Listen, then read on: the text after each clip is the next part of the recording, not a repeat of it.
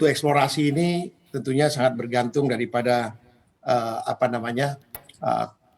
probability ya of success. Jadi untuk saat ini kalau kita lihat tahun 2021 itu target sumur eksplorasi kita di atas 40 lah, ada 43. Dan di antara 43 itu ada beberapa basin ataupun struktur yang akan kita eksplor itu mungkin akan terjadi giant discovery ya.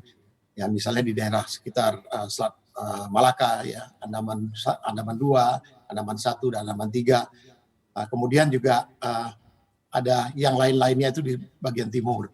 Kalau investasinya sendiri memang ini mereka dari kontraktor sangat bergantung daripada harga minyak. Jadi ketika tahun lalu minyak itu rendah, akibatnya investasi ini bukan dikurangi ya, tetapi mereka tunda.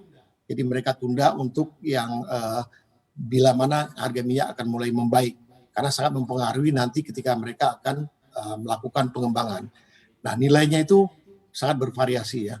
Jadi kalau setahun ini kita asumsikan kalau ada 43 sumur misalnya investasi eksplorasi, rata-rata kita katakanlah antara 20-30 juta dolar saja per sumur misalnya ya, itu bisa kira-kira 100 hampir 1 miliar lebih untuk investasi di bidang sumur ini 1,2 miliar lebih untuk sumur eksplorasi sendiri. Nah sebagai contoh tahun ini di awal tahun sudah dibuka dengan suatu hal yang menggembirakan. Petronas discovery di sumur Hidayah 1. Ini lumayan, cadangannya mungkin bisa lebih dari 100 juta barel ya yang in place.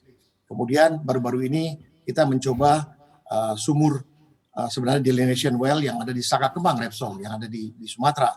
Yang kita harapkan ini berhubungan dengan sumur sebelumnya yang sudah akan dikembangkan. Itu yang tadinya cadangannya setengah TCF bisa menjadi 2 TCF. Ternyata kita temukan adanya hidrokarbon.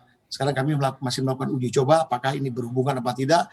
Kalau berhubungan mudah-mudahan itu bisa terbukti bahwa akan terjadi kira-kira 2 TCF di situ. Nah ini di awal yang cukup baik. Ya kita harapkan juga nanti di kuartal pertama memang baru nggak sampai 20% ya total sumur eksplorasi. Karena yang paling agak repotnya di kita ini adalah urusan perizinan sebenarnya. Jadi perizinan itu kadang-kadang kita ada tumpang tindih tata ruang, ya itu yang perlu kami benahi. Tapi dari kelembagaan yang ada di kita ini, termasuk KLHK dan Kementerian SDM, kita bekerja keras bagaimana caranya bisa dipercepat. Nah ini kami sudah punya solusinya untuk itu, sehingga untuk eksplorasi ini tidak menghambat akibat hanya urusan perizinan ataupun kita membeli suatu lahan gitu atau land acquisition, sehingga nantinya sampai akhir tahun ini 43 sumur eksplorasi ini dapat 100% kita capai. Itu Mas Erwin kira-kira di eksplorasi. Ya, ini install aplikasi kami CNBC Indonesia di Google Play Store dan App Store untuk mengikuti perkembangan terkini berita bisnis dan ekonomi.